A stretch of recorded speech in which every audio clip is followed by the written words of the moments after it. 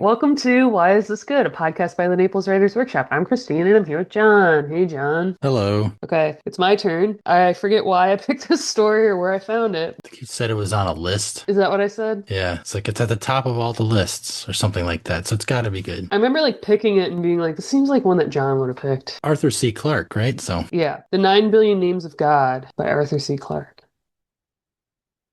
Listen, George, said Chuck urgently. I've learned something that means trouble. What's wrong? Isn't the machine behaving? That was the worst contingency George could imagine. It might delay his return, and nothing could be more horrible. The way he felt now, even the sight of a TV commercial would seem like manna from heaven. At least it would be some link with home. No, it's nothing like that. Chuck settled himself on the parapet, which was unusual because normally he was scared of the drop. I've just found out what this is all about. What do you mean? I thought we knew. Sure, we know what the monks are trying to do, but we didn't know why. It's the craziest thing. Tell me something new, growled George. But old Sam's just come clean with me. You know the way he drops in every afternoon to watch the sheets roll out? Well, this time he seemed rather excited, or at least as near as he'll ever get to it. When I told him that we were on the last cycle, he asked me, in that cute English accent of his, if I had ever wondered what they were trying to do. I said, sure, and he told me, go on, I'll buy it. Well, they believe that when they have listed all his names, and they reckon that there are about 9 billion of them, God's purpose will have been achieved. The human race will have finished what it was created to do, and there won't be any point in carrying on. Indeed, the very idea is something like blasphemy. Then what do they expect us to do? Commit suicide? There's no need for that. When the list's completed, God steps in and simply winds things up. Bingo. Oh, I get it. When we finish our job, it will be the end of the world. Chuck gave a nervous little laugh. That's just what I said to Sam. And do you know what happened? He looked at me in a very queer way, like I had been stupid in class, and said, it's nothing as trivial as that. When I think about this story, I like it. But when I look at it, I read it twice, and both times I was like, this is just one of those stories where if I read it in a workshop, I'd be like, I hate this structure. I hate that there's the introduction with these characters we don't revisit, like the guy selling him the computer or whatever. And then we get to the place and they're like, here are the two little worker bees that got stuck on this, and George is just, he hates it. And then it's just over. It's a very, very brief story. I do think that the length is correct. For a story like this, when you're writing something that is just the strength of which is based on its concept, right? You yeah, don't want to hang out with Chuck and George too long. They're just like vehicles for which this greater concept is being told. they have some fun little moments They like, well, do. what happens when their little prophecy doesn't come true? And it's like, well, we got to be out of here by then. Yeah, they're gonna kill us. They think the world's gonna end, and if it doesn't, it's because the IBM computer messed up. No. So yeah, they do have some banter there, and they're curious enough as I'm glad that George they have a nice foil. Chuck's Yeah. ha, ha, ha, ha, we're screwed, and George is like, I don't care. He's like, get me out of here. I want to watch TV. But the intro just serves to set up this premise, which is that the monks think that they've devised their own little alphabet. And they're like, we've been working on this for 15,000 years, but we just heard about a computer. Do you mind if we use it? It'll only take 100 days to finish. And they're like, yeah, sure. We can definitely do that for you. It's kind of weird that you want this, but they're like, no, thanks. They're like, we'll use it. And then we meet George and Chuck, and then we get to witness the 100th day where this is wrapping up, and they decide, like you said, that they're going to get out of there in case this thing fails. They don't want to be on the hook in case the monks revolt against the little IT team. And then the monks were right. The world's about to end. So I think the length is correct. But the structure is just baffling to me.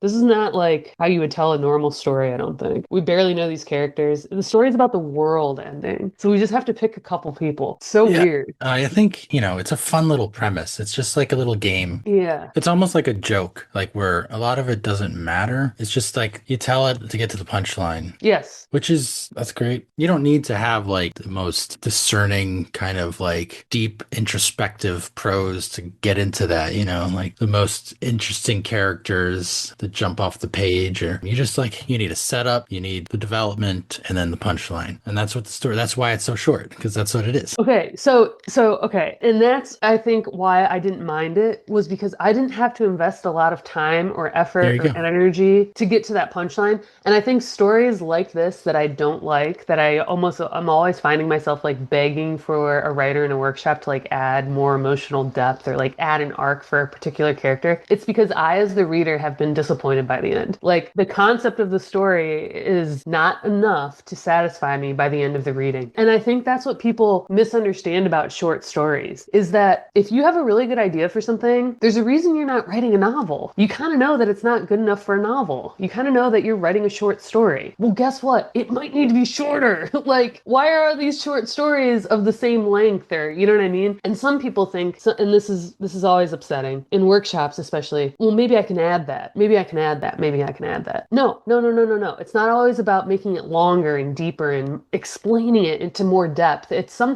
admitting that this is a concept. And to your point, I love that phrasing. Like, this is a punchline, right? We've come up with a really cool idea, but we need to know when to dip out. We need to know how much of it to show the reader before they've invested so much or expected so much, you know? I don't need to get to know George and Chuck because if the ending is the same, I'll have spent all of this time on their backstory. And I might be paying attention to certain key details that it turns out do not matter because the writer had no intention of like following through. So it's nice that like this is just contained in that way and it's brief. And when we hear George and Chuck talk to each other, they're not going into like all of this info on them. They're good foils for each other. Like I said, their personalities are distinct. And even though it's brief, like they've established that there's like a little bit of tension, but their conversation is solely about this premise. So there's no like red herrings in terms of things that I, as like a reader with a certain like expectation or taste, I'm not reading this and thinking like, wait, I want to hear about George's ex-wife. She's not even mentioned. You know what I mean? Yeah. It's contained to what it is and it's satisfying that way. So like, this is the kind of story where like, I would not say that this is like my favorite one, but I think by the end, like the punchline kind of worked for me because it was brief and there's still something like sort of like touching about it. This is the kind of story that I wonder if he came up with the last line pretty early on. Well,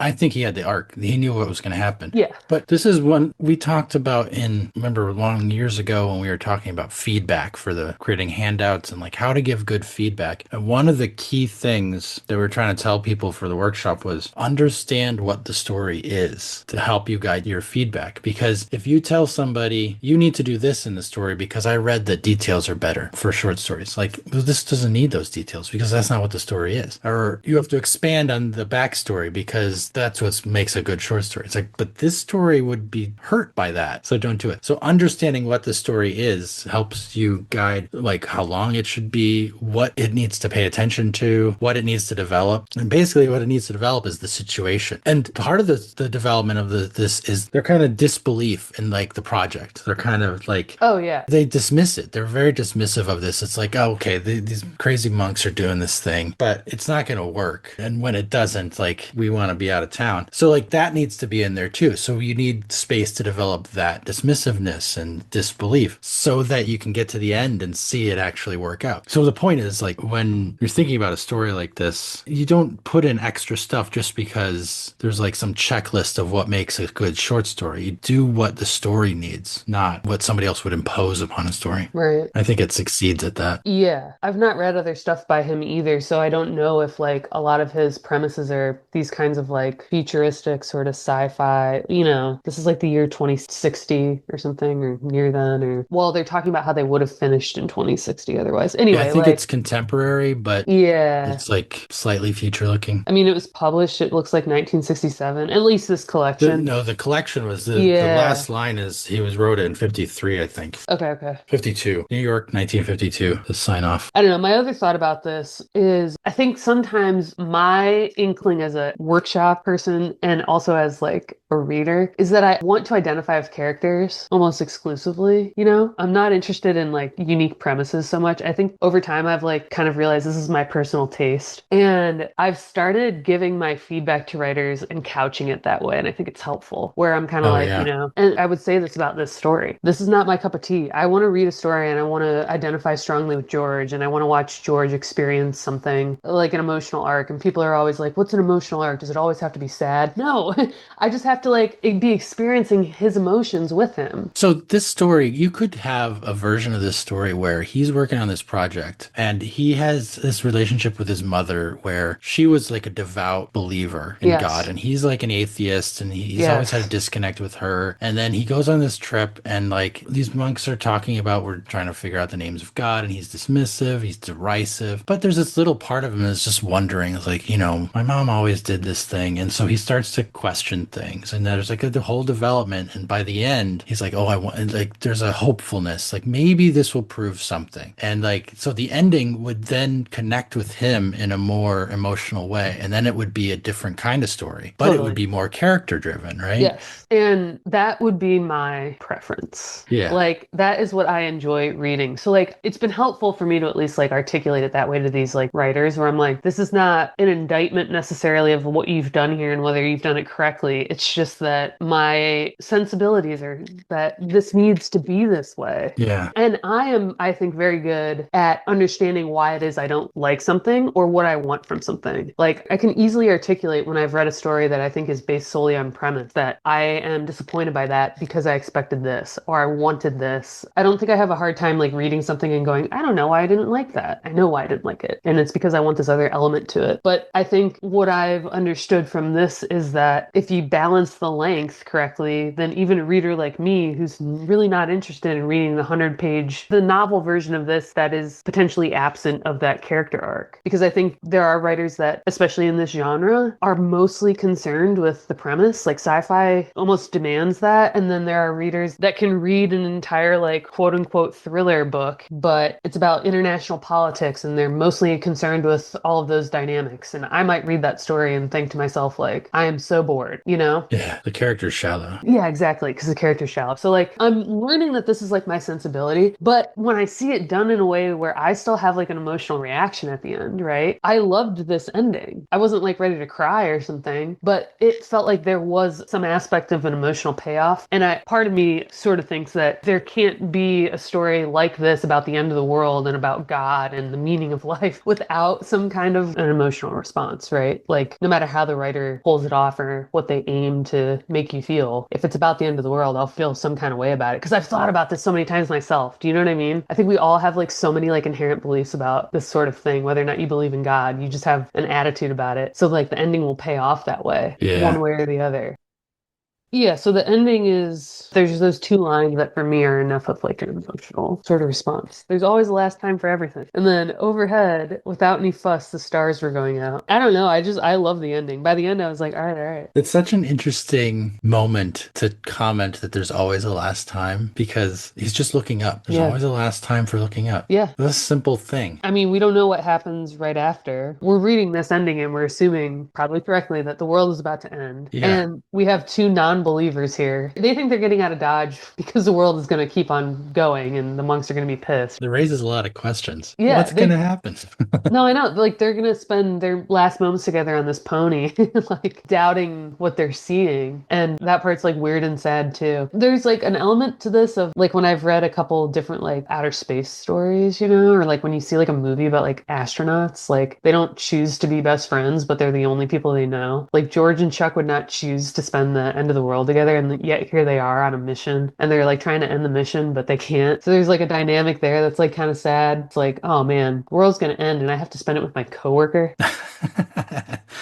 Yeah. And so, and that point, like you said, where it's an interesting moment to have them look to the sky and then to say, there's a last time for everything. It makes me sort of assume that, like, when he looks back down, like, things are going to end very quickly after this, right? Yeah. That is the Yeah. last, like, within moments, they're going to die. It's over. So, I guess to jump to my takeaway, it's just that someone like me who does not love these kinds of stories, I think the middle ground for me is that it's brief enough and the premise is strong enough, and, you know, we just kind of get to the point that I can enjoy it. And I don't feel like I've been duped or disappointed or I've invested so much time and it's still the same outcome, right? Because we could get really into the weeds on this. We could get into all of the trivial stuff. Yeah. But we don't need to. That's not what he set out for us to like think about or explore. That's not probably not even what he was interested in. Yeah. So my takeaway is similar in that let a story be what it is, like I was talking about earlier. I was thinking about that thing I outlined where like if you have the character who has the mother and like this whole Right. thing with Yeah. the idea of faith and belief. If you were to rewrite this as that story, it would be totally different because Yes. its focus, everything it was kind of like it cared about would be different. And I think its overall effect would be different too. It'd be so different that it could not be said to be the same story. No. So I think understanding what the story is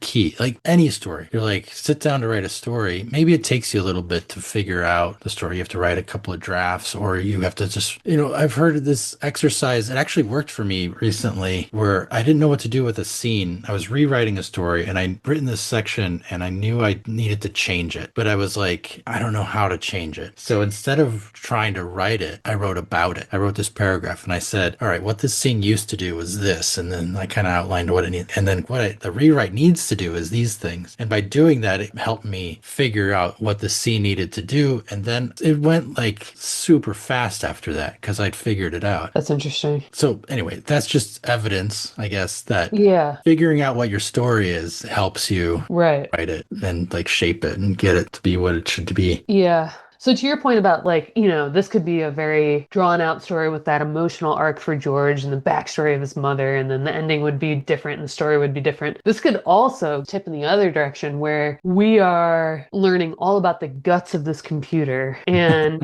the development of the alphabet. And if that were Arthur C. Clarke's, what he was personally interested in, right? He might be able to write something like that and just be so into it. And there might be readers that were so interested in that. And then I'd be over here like, oh my God, yeet me out of this story. Like, I want the world to end now. Can we figure out God's name? Like, I would just be miserable because that's not what I personally want. But this I liked. Yeah. Well, it's like a couple of those other ones. The Borges story, The Library of Babel comes to mind. Yes, exactly. Which was a different situation, but And it was similarly brief. yeah. And maybe what is similar in each of these is that they literally cover thousands of years, right? Like they're covering just like eons. This one's talking about how, oh, we've been at this for 15,000 years and, we're going to keep going, Yeah. but Well, it's I mean, taking the a while. story itself is only a couple of months where they they Yes. buy the computer, they install the computer and they run it. And it's like, we were going to take 1,500 years to do this, but your computer lets us do it. And Yeah. So this is of the 15,000 years that Arthur C. Clarke could have chosen, he chose the last 100 days. And that was brilliant timing on his part. Brilliant timing. that's right. So it's another good argument for like, this is the story. And maybe that's a good point. Maybe that's what he was interested in. He's interested in the ending. He doesn't want to start at the beginning and watch us develop an alphabet for 15,000 years with characters that literally won't exist. This is around the time that IBM's developing the computers Yeah. and stuff. So it's like topical. Yeah, exactly. Oh, what could a computer do? It could speed up the end of the world, which now we understand. Only if you knew Arthur C. Clarke. Well, thanks, guys. If you enjoyed this episode, consider joining our Patreon. Your support helps us keep the show running. Find out more at patreon.com/whyisthisgoodpodcast. And for industry news, writing tips, and great short fiction, join our Facebook group at facebook.com/groups/Naples Writers Workshop. You can also subscribe to our monthly newsletter at napleswritersworkshop.com.